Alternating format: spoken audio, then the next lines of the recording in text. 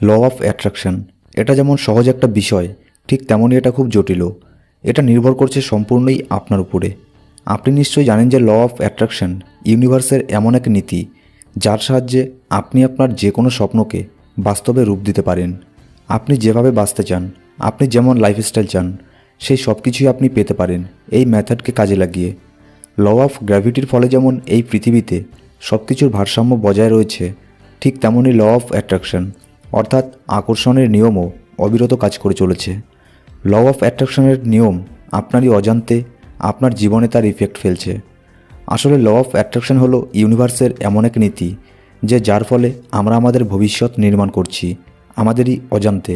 আমরা আজকে যেমন অবস্থায় আছি এটা আমাদের অতীতের ফল, আর ভবিষ্যতে আমরা যেরকমভাবে জীবন ধারণ করব সেটা আমাদের আজকের বিচারের ফল। ইউনিভার্সের ল সেটা বোঝে না আপনি কি চান আর না চান।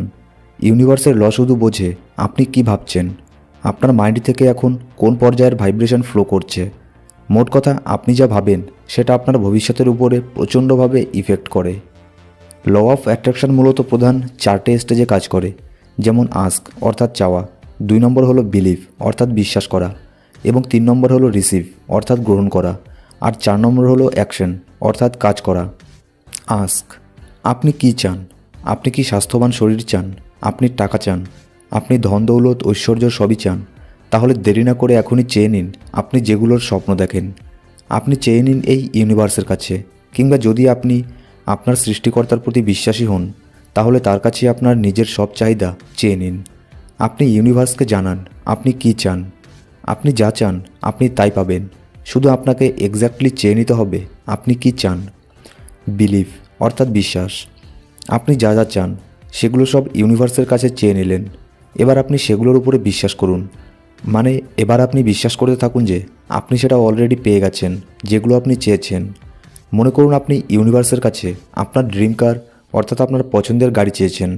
এবার থেকে এটা বিশ্বাস করা শুরু করে দিন আপনি সেই আপনার ড্রিম কার অলরেডি পেয়ে গেছেন। আপনি ইমাজিন করুন আপনি আপনার গাড়ি এখন ড্রাইভ করছেন। আপনি আপনার ড্রিম কার নেওয়ার পরে ঠিক কী কী করতেন সেগুলো সবই করুন, যেরকমটা আপনি অরিজিনালি সেই কারটা নিলে করতেন।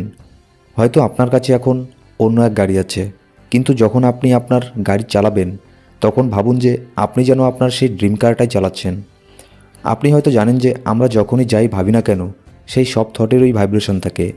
কোয়ান্টাম ফিজিক্সের সায়েন্টিস্টরাও প্রুফ করেছে যে আসলেই আমাদের থটের থেকে ভাইব্রেশন ফ্লো করে।